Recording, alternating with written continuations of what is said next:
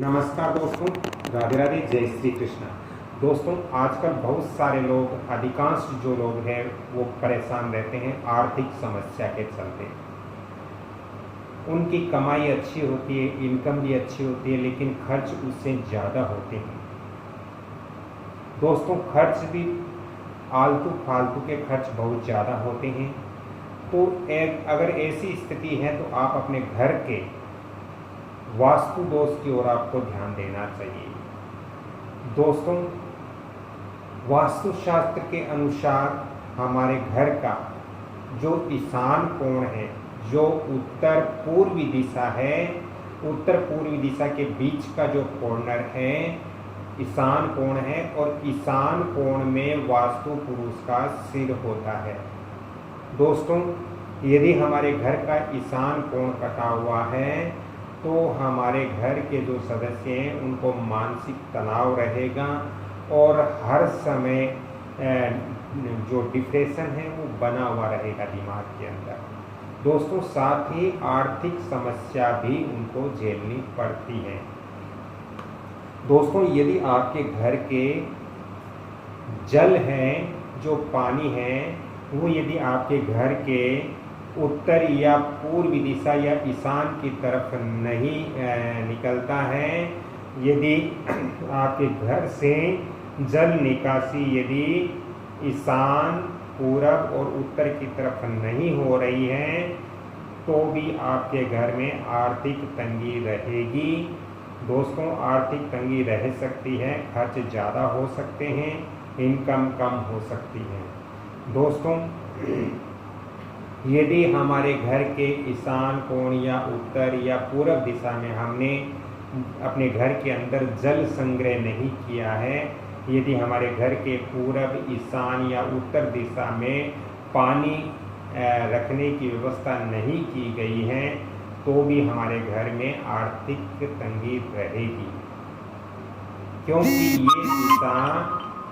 ये दिशा जल और ज्ञान की दिशा है। तो इस दिशा में वास्तु दोष होने से घर के अंदर आर्थिक तंगी हमेशा रहेगी। दोस्तों, इससे बचने के लिए मैं आपको कुछ वास्तु टिप्स यहाँ दे रहा हूँ, वास्तु उपाय दे रहा हूँ, कुछ रेमेडी दे रहा हूँ। आप ये कार्य कीजिए, कुछ ही दिनों में आपके धीरे धीरे वहाँ सकारात्मक एनर्जी बनेगी और इससे आपके घर के खर्च पर कंट्रोल होगा, आपकी इनकम भी धीरे धीरे अच्छी होने लगेगी।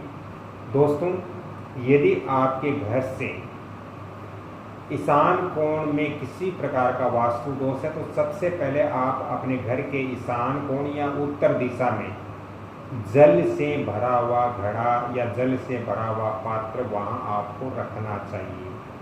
जो घड़ा या जो कलश या जो पात्र आप जल से भरकर ईशान कोण या उत्तर दिशा में रखते हो, वो जल प्रतिदिन आपको बदलना चाहिए। ऐसा नहीं कि घड़ा भर करके और आप ईशान कोण या उत्तर दिशा में रख दिए, उनको आप उनका ख्याल कुछ दिनों तक नहीं करते हो, उसके अंदर पानी नहीं रहता है, क्योंकि वहाँ यदि आपने घड़ा रख दिया और उसके अंदर यदि आप प्रतिदिन पानी नहीं बदलोगे तो वो घड़ा वहाँ खाली हो जाएगा, और खाली घड़ा ईशान कोण या उत्तर दिशा के अंदर बड़ा ही अशुभ माना जाता है।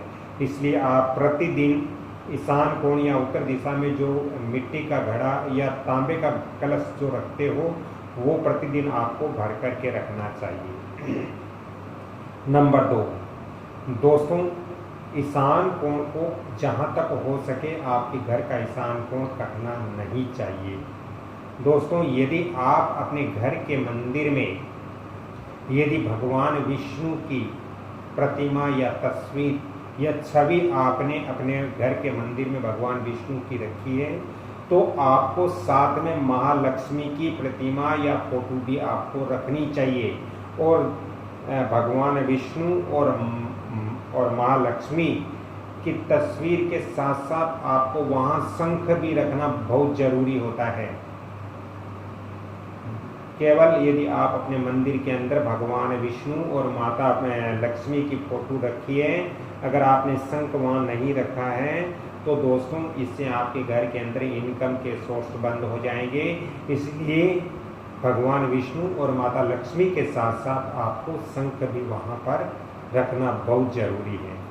दोस्तों आपके घर के यदि मुख्य द्वार पर आप गणेश जी की प्रतिमा लगाते हो, गणेश जी की तस्वीर या फोटो या वहाँ छोटे प्रतिमा लगाते हो, तो आप इस बात का विशेष तौर से ध्यान रखें कि प्रतिमा ऐसी होनी चाहिए कि गणेश जी का मुख आपके घर की ओर देखते हुए होना चाहिए, क्योंकि ऐसा माना जाता है कि गणेश जी के मुख यानी सम्मुख बुद्धि होती है, लक्ष्मी होती है, लेकिन गणेश जी के पीठ के पीछे दरिद्रता होती है। इसलिए हमारे घर गणेश जी का जो मुख है, जो गणेश जी का जो फेस है, वो हमारे घर की ओर होना चाहिए।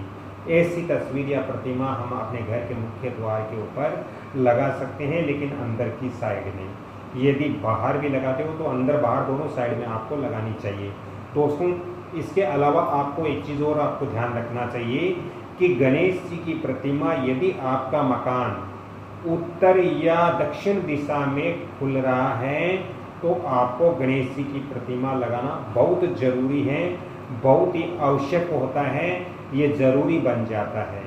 यदि आपका घर पूरब या पश्चिम डायरेक्शन के अंदर खुल रहा है तो फिर इतना जरूरी नहीं है।